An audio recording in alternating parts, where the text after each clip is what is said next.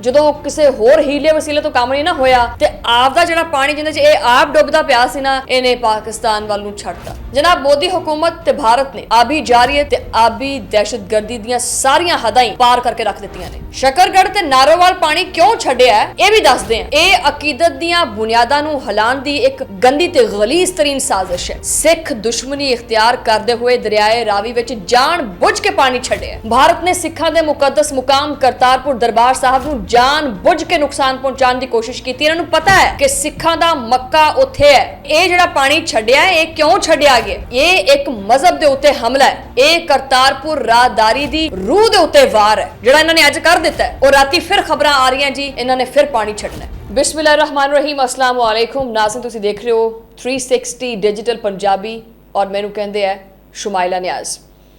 ਬਸ ਉਹੀ ਹੱਡਦਰਮੀ ਜਦੋਂ ਕਿਸੇ ਹੋਰ ਹੀਲੇ ਵਸੀਲੇ ਤੋਂ ਕੰਮ ਨਹੀਂ ਨਾ ਹੋਇਆ ਤੇ ਆਪ ਦਾ ਜਿਹੜਾ ਪਾਣੀ ਜਿੰਦੇ 'ਚ ਇਹ ਆਪ ਡੁੱਬਦਾ ਪਿਆ ਸੀ ਨਾ, ਇਹਨੇ ਪਾਕਿਸਤਾਨ ਵੱਲ ਨੂੰ ਛੱਡਤਾ। ਲੋ ਜੀ ਕਰਤੀ ਆਬੀ ਜਾਰੀਅਤ, ਕਰ ਲਾ ਜਿਹੜਾ ਕਰਨੀ। ਜਨਾਬ ਮੋਦੀ ਹੁਕੂਮਤ ਤੇ ਭਾਰਤ ਨੇ ਆਬੀ ਜਾਰੀਅਤ ਤੇ ਆਬੀ ਦਹਿਸ਼ਤਗਰਦੀ ਦੀਆਂ ਸਾਰੀਆਂ ਹੱਦਾਂ ਹੀ ਪਾਰ ਕਰਕੇ ਰੱਖ ਦਿੱਤੀਆਂ ਨੇ। ਮੋਦੀ ਹੁਕੂਮਤ ਦੀ ਪਾਕਿਸਤਾਨ ਮੁਖਾਲਿਫ ਆਬੀ ਜਾਰੀਅਤ ਸੈਲਾਬੀ ਪਾਣੀ ਸ਼ੱਕਰਗੜ੍ਹ ਨਾਰੋਵਾਲ ਦੇ ਸਰਹੱਦੀ ਇਲਾਕਿਆਂ ਵਿੱਚ ਛੱਡਿਆ ਗਿਆ। ਹੁਣ ਇੱਥੇ ਇਹ ਚੀਜ਼ ਇਹ ਜਾਣ ਕੇ ਛੱਡਿਆ ਹੈ। ਸ਼ੱਕਰਗੜ੍ਹ ਤੇ ਨਾਰੋਵਾਲ ਪਾਣੀ ਕਿਉਂ ਛੱਡਿਆ ਇਹ ਵੀ ਦੱਸਦੇ ਆ। ਕਿਉਂਕਿ ਇਹ ਜਿਹੜਾ ਪਾਣੀ ਹੈ ਨਾ, ਇਹ ਸਿਰਫ ਪਾਣੀ ਨਹੀਂ ਹੈ ਬਲਕਿ ਇਹ ਤਾਰੀਖ ਦੇ ਉੱਤੇ ਹਮਲਾ ਹੈ। ਇਹ ਅਕੀਦਤ ਦੀਆਂ ਬੁਨਿਆਦਾਂ ਨੂੰ ਹਿਲਾਉਣ ਦੀ ਇੱਕ ਗੰਦੀ ਤੇ ਗਲੀਜ਼ ਤਰੀਨ ਸਾਜ਼ਿਸ਼ ਹੈ। ਭਾਰਤ ਨੇ ਪਾਕਿਸਤਾਨ ਖਾਸ ਕਰਕੇ ਸਿੱਖ ਦੁਸ਼ਮਣੀ ਇਖਤਿਆਰ ਕਰਦੇ ਹੋਏ ਦਰਿਆਏ ਰਾਵੀ ਵਿੱਚ ਜਾਣ ਬੁੱਝ ਕੇ ਪਾਣੀ ਛੱਡਿਆ। ਭਾਰਤ ਨੇ ਸਿੱਖਾਂ ਦੇ ਮੁਕੱਦਸ ਮੁਕਾਮ ਨੂੰ ਟਾਰਗੇਟ ਕੀਤਾ। ਭਾਰਤ ਨੇ ਸਿੱਖਾਂ ਦੇ ਮੁਕੱਦਸ ਮੁਕਾਮ ਕਰਤਾਰਪੁਰ ਦਰਬਾਰ ਸਾਹਿਬ ਨੂੰ ਜਾਣ ਬੁੱਝ ਕੇ ਨੁਕਸਾਨ ਪਹੁੰਚਾਉਣ ਦੀ ਕੋਸ਼ਿਸ਼ ਕੀਤੀ। ਇਹਨਾਂ ਨੂੰ ਪਤਾ ਹੈ ਕਿ ਸਿੱਖਾਂ ਦਾ ਮੱਕਾ ਉੱਥੇ ਹੈ। ਨਾਰੋਵਾਲ ਸ਼ੱਕਰਗੜ੍ਹ 'ਚ ਪਾਣੀ ਕਿਉਂ ਛੱਡਿਆ ਔਰ ਇਹ ਗੱਲ ਸਿੱਖਾਂ ਨੂੰ ਵੀ ਪਤਾ ਹੈ। ਬੜੇ ਅਫਸੋਸ ਦੀ ਗੱਲ ਹੈ ਮਜ਼ਹਬ ਨਾਲ ਵੀ ਤੁਸੀਂ ਇਹ ਕੰਮ ਕਰਦੇ। ਕਰਤਾਰਪੁਰ ਦਰਬਾਰ ਸਾਹਿਬ ਵਿੱਚ ਜਾਣ ਬੁੱਝ ਕੇ ਨੁਕਸਾਨ ਪਹੁੰਚਾਉਣ ਦੀ ਕੋਸ਼ਿਸ਼ ਕੀਤੀ ਗਈ ਹੈ। ਮੋਦੀ ਸਰਕਾਰ ਨੇ ਇੱਕ ਵਾਰੀ ਫਿਰ ਉਹੀ ਕੀਤਾ ਜਿਹੜਾ ਉਹ ਪਿਛਲੇ ਕਈ ਸਾਲਾਂ ਤੋਂ ਕਰਦਾ ਆ ਰਿਹਾ। ਪਾਕਿਸਤਾਨ ਦੇ ਖਿਲਾਫ ਆਬੀ ਜਾਰੀਅਤ ਇਸ ਵਾਰੀ ਨਿਸ਼ਾਨਾ ਨਹੀਂ ਸੀ। ਸਿਰਫ ਪਾਕਿਸਤਾਨ ਨਿਸ਼ਾਨਾ ਨਹੀਂ ਸੀ ਬਲਕਿ ਉਹ ਜਗ੍ਹਾ ਜਿੱਥੇ ਹਰ ਮਜ਼ਹਬ ਦੇ ਮੰਨਣ ਵਾਲੇ ਆਪਣਾ ਸਿਰ ਝੁਕਾਉਂਦੇ ਆ, ਜਿੱਥੇ ਬਾਬਾ ਗੁਰੂ ਨਾਨਕ ਦੀ ਰੂਹ ਅੱਜ ਵੀ ਜਿਹੜੇ ਵੀ ਜ਼ਾਇਰੀਨ ਜਿਹੜੇ ਵੀ ਲੋਕ ਆਉਂਦੇ ਨੇ ਉਹਨਾਂ ਦੀ ਅਕੀਦਤ ਨੂੰ ਮਹਿਸੂਸ ਕਰਦੇ।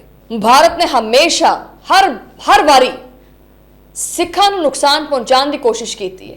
ਇਹ ਸਮਝਦਾ ਪਿਆ ਹੈ ਕਿ ਵੀ ਇਹ ਬਦਲੇ ਦੀ ਆੜ ਵਿੱਚ ਕਰੇਗਾ ਕੁਛ ਤੇ ਖੇਡੇਗਾ ਕੁਛ ਤੇ ਸਿੱਖਾਂ ਨੂੰ ਪਤਾ ਨਹੀਂ ਚੱਲੇਗਾ। ਨਹੀਂ, ਇਦਾਂ ਦੀ ਗੱਲ ਨਹੀਂ ਹੈਗੀ। ਉਹ ਤੁਹਾਡੀ ਸੋਚ ਤੋਂ ਬੜੇ ਅੱਗੇ ਨਿਕਲ ਚੁੱਕੇ ਆ। ਉਹਨਾਂ ਨੂੰ ਪਤਾ ਹੈ ਕਿ ਇਹ ਜਿਹੜਾ ਪਾਣੀ ਛੱਡਿਆ ਇਹ ਕਿਉਂ ਛੱਡਿਆ ਗਿਆ।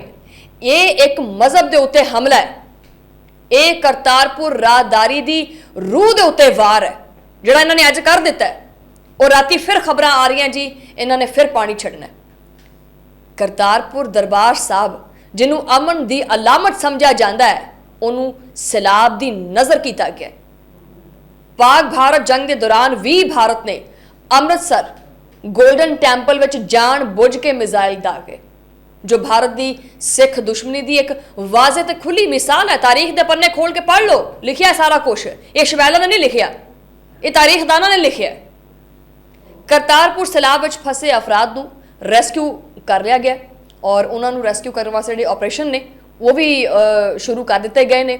ਪਾਕ ਫੌਜ ਤੇ ਹਕੂਮਤ ਪਾਕਿਸਤਾਨ ਦਾ ਮੁਸ਼ਤਰਕਾ ਰੈਸਕਿਊ ਰਿਲੀਫ ਆਪਰੇਸ਼ਨ ਇਸ ਟਾਈਮ ਵੀ ਜਾਰੀ ਹੈ ਤੇ ਪਾਕ ਫੌਜ ਦੀਆਂ 5 ਟੀਮਾਂ ਕਸ਼ਤੀਆਂ ਦੇ ਜ਼ਰੀਏ ਕਰਤਾਰਪੁਰ ਵਿੱਚ ਜਿਹੜੇ ਫਸੇ ਜ਼ਾਇਰੀਨ ਨੇ, ਜਿਹੜੇ ਯਾਤਰੀ ਨੇ, ਜਿਹੜੇ ਦੀਗਰ ਅਫਰਾਦ ਨੇ, ਉਹਨਾਂ ਨੂੰ ਰੈਸਕਿਊ ਕਰਨ ਦੇ ਵਿੱਚ ਮਸਰੂਫ ਨੇ। ਇੱਥੇ ਫੁਟੇਜਸ ਮੈਂ ਚਾਹਾਂਗੀ ਕਿ ਉਹ ਵੀ ਚਲਾਈਆਂ ਜਾਣ।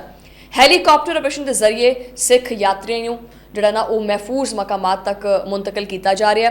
ਕਰਤਾਰਪੁਰ ਦਰਬਾਰ ਸਾਹਿਬ ਦੇ ਵਿੱਚ ਗੁਰੂ ਗ੍ਰੰਥ ਸਾਹਿਬ ਸਮੇਤ ਮੁਕੱਦਸ ਅਸ਼ੀਆ ਜਿਹੜੀਆਂ ਨੇ ਉਹਨਾਂ ਨੂੰ ਵੀ ਮਹਿਫੂਜ਼ ਬਣਾਉਣ ਵਾਸਤੇ ਅਮਲ ਜਿਹੜਾ ਉਹ ਜਾਰੀ ਹੈ। ਤੇ ਭਾਰਤ ਦੀ ਆਬੀ ਜਾਰੀਅਤ ਨੇ ਪਾਕਿਸਤਾਨ ਸਮੇਤ ਸਿੱਖ ਬਰਾਦਰੀ ਦੀ ਜਿਹੜੀ ਜ਼ਿੰਦਗੀ ਹੈ ਉਹਨਾਂ ਨੂੰ ਵੀ ਖਤਰੇ 'ਚ ਪਾ ਦਿੱਤਾ ਹੈ। ਲੇਕਿਨ ਰੱਬ ਮਿਹਰ ਕਰੇਗਾ इंशाअल्लाह। भारत ने एक बार फिर दुनिया ते साबित करता है कि वो सिर्फ पाकिस्तान नहीं बल्कि इंसानियत समेत खास करके सिखां दा दुश्मन बनता फिरदा और हुण बल्कि ज़्यादा बनता फिरदा।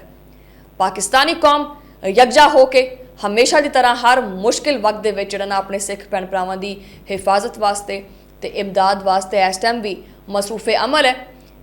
लेकिन इत्थे सोचने वाली गल यह है कि भारत की हिंदुत्व पसंद हुकूमत सिखां नूं सबक सिखा रही है कि ये आलमी बरादरी खामोश तमाशा ही बनी रहेगी। ये जंग पानी दी नहीं है, ये जंग इज्जत दी है, अकीदत दी है ते इंसानियत दी है।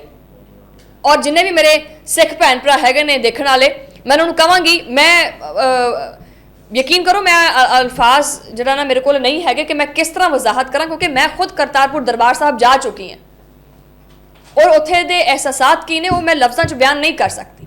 लेकिन भारत की इस गलीज हुकूमत की तरफों जो काम किया गया है, जो पानी छड्डिया गया नारोवाल वाले पासे, ये तुहानूं भी पता क्यों छड्डिया गया। लेकिन रब महर करेगा इंशाअल्लाह। मिलते हैं अगले व्लॉग के, उदों लई अल्लाह ने के पाल।